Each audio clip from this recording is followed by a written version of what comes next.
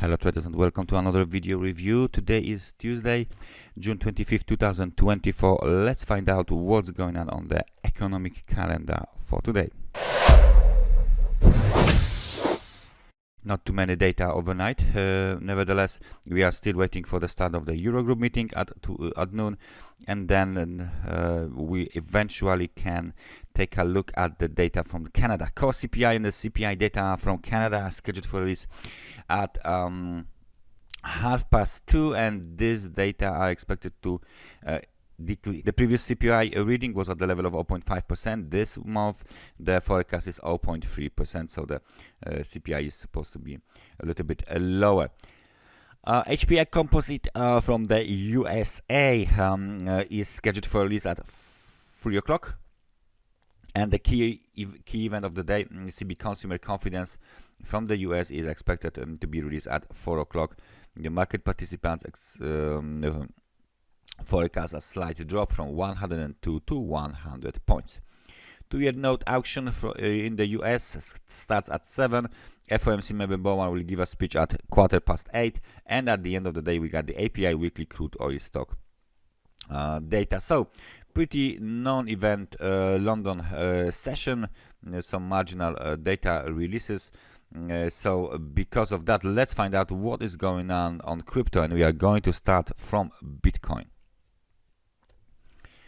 The 4-hour chart of the Bitcoin is showing us a bounce after the low at 58,454 was made on the extremely oversold market conditions, almost 13 points on the RSI on the 4-hour time frame chart. We broke out of this channel or the wedge down towards the level of 58,000. Now we are trying to bounce. As you can see, the market is back at the level of 34 points on the RSI.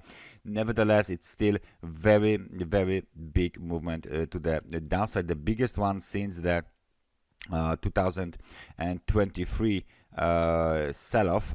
If we take the price range tool, we can clearly see that the recent movement to the downside is minus 18% in less than let's say, well, that's 2 weeks, something like a 2 weeks. The recent movement just before the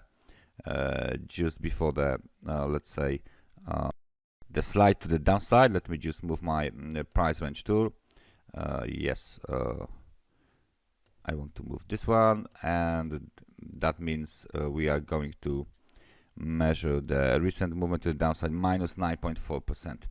So that's a substantial movement to the downside as well. Overall 17% we got on the Bitcoin. So if we zoom out a little bit, you can see that this breakout below the trend line was a first indication that something bigger is coming to the Bitcoin market. We got the breakout, then the consolidation, test, retest, and then finally eventually waterfall formation on the Bitcoin. The next target for the bulls, for the bears, of course, is located at 56,480. This is the major technical support, so we should be testing this level sooner or later, and that's the major. So any breakout below this level would be considered bearish for a longer period of time. Right now, despite the fact that Bitcoin lost 18% in 2 weeks, it's still trading inside of the range, so there is no reason to panic just yet. We didn't broke below any major long-term technical support level. 56,440 is still waiting for the test. Now, if this is the Bitcoin, let's take a look at the Ethereum. We haven't seen the Ethereum for quite some time. Maybe we will do it like this.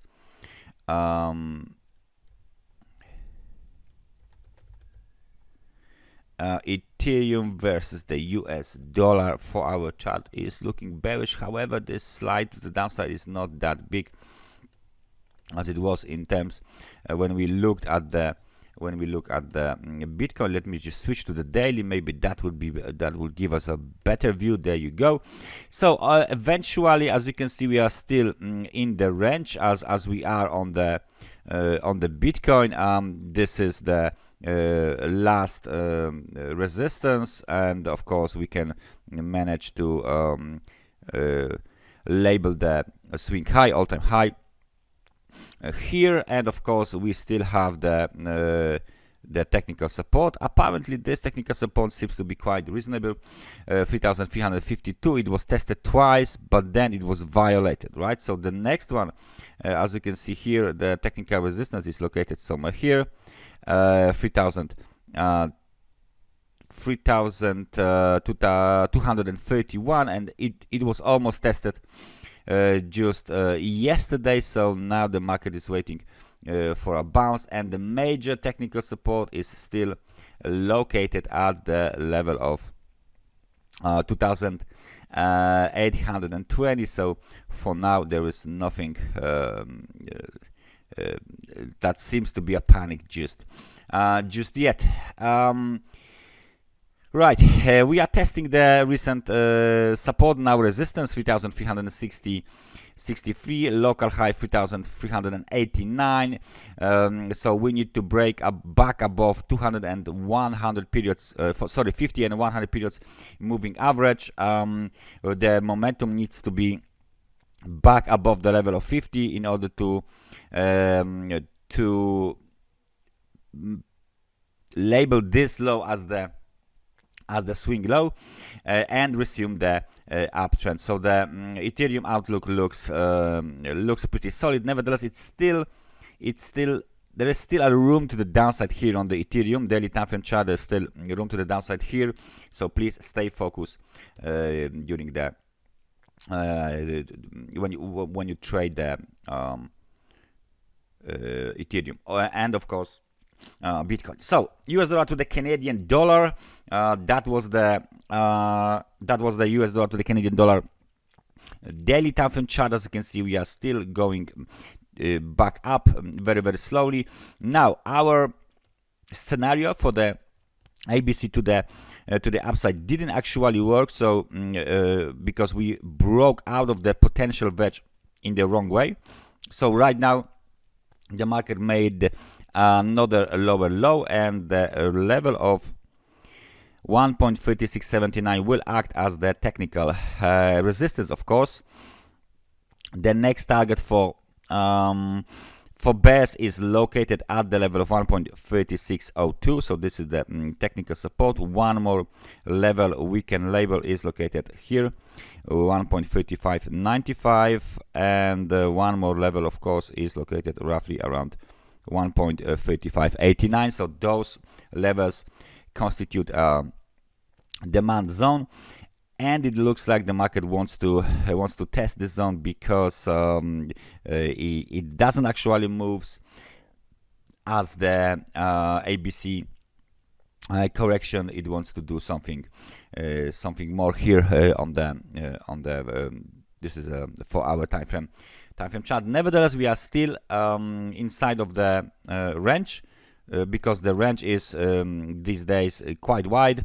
On a 4-hour chart, 1.3790, 1.3602. So market keeps trading inside of this range, moving up, moving down, slightly skewed to the upside. Of course, as you can see, we move from the extremely oversold to extremely overbought conditions on and off. So this is how it looks like on the US dollar to the Canadian dollar. Possibly we will test the lower levels of this range. That's everything from me for today. Thank you very much for watching this analysis, and I hope I see you guys next time. Take care and bye bye.